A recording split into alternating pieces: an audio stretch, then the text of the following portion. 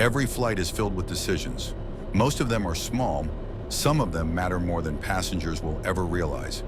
Inside the cockpit, time doesn't slow down when pressure increases, information doesn't arrive neatly organized, and there is no pause button. Pilots are trained to make decisions when information is incomplete, time is limited, and conditions are constantly changing. Not by guessing, not by instinct alone, but through structured thinking, shared responsibility, and systems designed around human limits. This video is not about dramatic moments. It's about how decisions are actually made, quietly, methodically, and often within seconds. This is the psychology of the cockpit, and how crews stay ahead of the situation, even under pressure. Pressure inside the cockpit doesn't begin when something unexpected happens. It's already there, built into every flight. Pilots don't experience pressure as a sudden spike. They experience it as a constant background condition. Time is always moving forward. The aircraft is always changing position. Information is always updating, and decisions are always being made. From the outside, a modern flight looks calm. The aircraft follows a smooth path. Cabin announcements sound routine. Passengers scroll through their phones. But inside the cockpit, nothing is passive.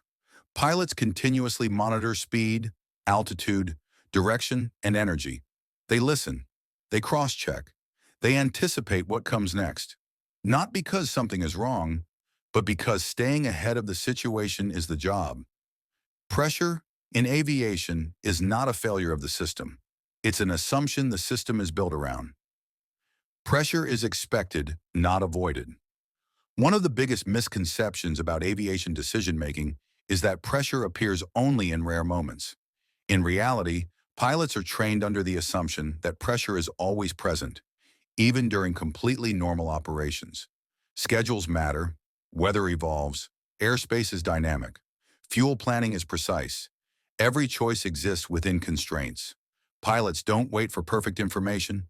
They work with what they have and keep moving forward. That mindset is deliberate. Aviation training doesn't aim to eliminate pressure. It aims to normalize it.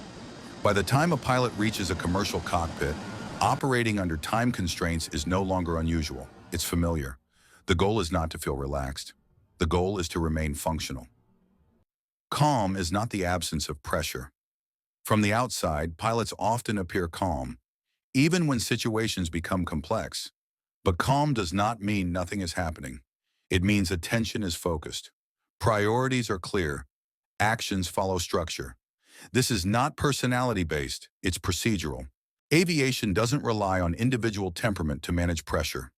It relies on systems that guide behavior when attention is limited. Pilots are taught to slow the thinking, not the aircraft. When workload increases, the response is not speed, it's organization. Tasks are sequenced. Responsibilities are shared. Non-essential actions are delayed. Pressure is managed by reducing cognitive load, not by forcing faster reactions. Why pressure doesn't overwhelm the cockpit. Human attention is finite. Memory is imperfect. Stress narrows focus. Aviation design accepts these limitations. Instead of expecting pilots to rise above pressure, the system is built to work within it.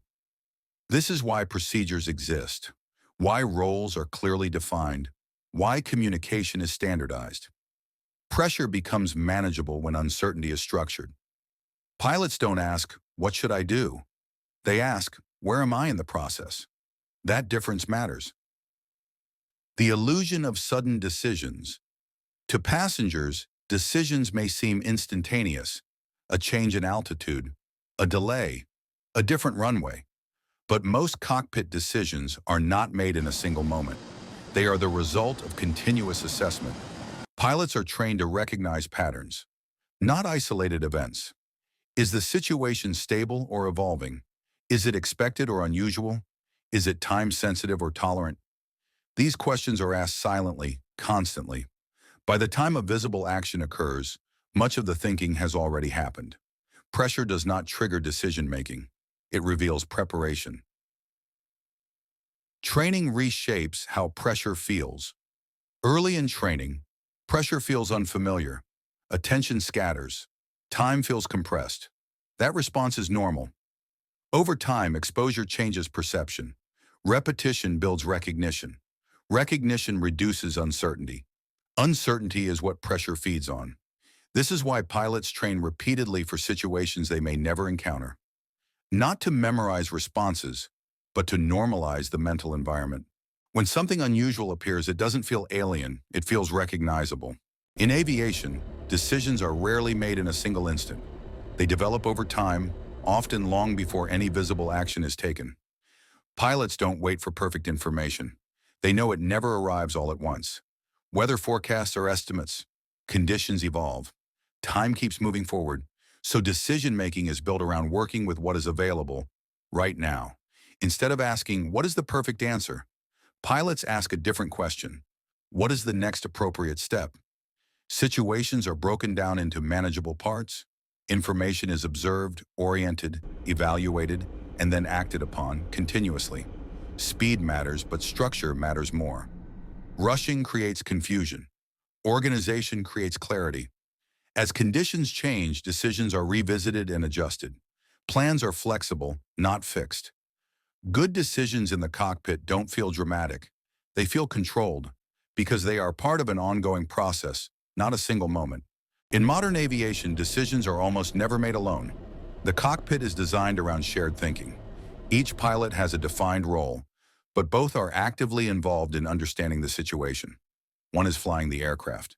The other is monitoring systems, timing, and context. Neither role is passive. The second pilot is not an assistant. They are a second line of reasoning. Information is spoken out loud, confirmed, and repeated. This isn't redundancy for formality. It's redundancy for thinking. When one pilot focuses on action, the other protects perspective. Standardized communication removes ambiguity. Clear language ensures that both pilots share the same mental picture. Assumptions are challenged. Decisions are cross-checked. This structure prevents single-point thinking, the tendency to lock on to one idea and miss alternatives. The cockpit doesn't rely on one perfect mind. It relies on two ordinary minds working together, continuously checking each other's understanding. That collaboration is not a backup, it's the foundation. Human memory is unreliable, and aviation is designed around that fact. Pilots don't use checklists because they lack experience. They use them because experience alone is not enough. Under pressure, attention narrows. Details are easier to miss. Even familiar tasks can be skipped without noticing. Checklists exist to reduce cognitive load, not to replace understanding. They move routine steps out of memory and into structure. This allows pilots to focus on what actually requires thinking. There is a critical difference between knowing a procedure and performing it correctly every time. Knowledge lives in the mind. Execution lives in the environment. That's why procedures are designed to be clear, deliberate, and spoken aloud. Verbal confirmation slows the pace just enough to prevent errors, without interrupting flow. Checklists protect attention when it matters most. They create consistency when conditions change. They don't make pilots less capable. They make performance reliable, even when mental workload is high. Pilots are not trained to memorize specific situations. They are trained to adapt when situations don't match expectations. Rare events are practiced repeatedly, not because they are likely, but because unfamiliarity creates hesitation. Training reduces that hesitation. The goal is not to recall a script. It's to recognize patterns. When something unusual appears, pilots don't search their memory for the right answer. They identify what kind of situation they are facing and apply principles they already understand. This is how confidence is built without turning into overconfidence. Simulators play a critical role. They allow crews to experience complexity without real-world consequences. Mistakes become learning tools.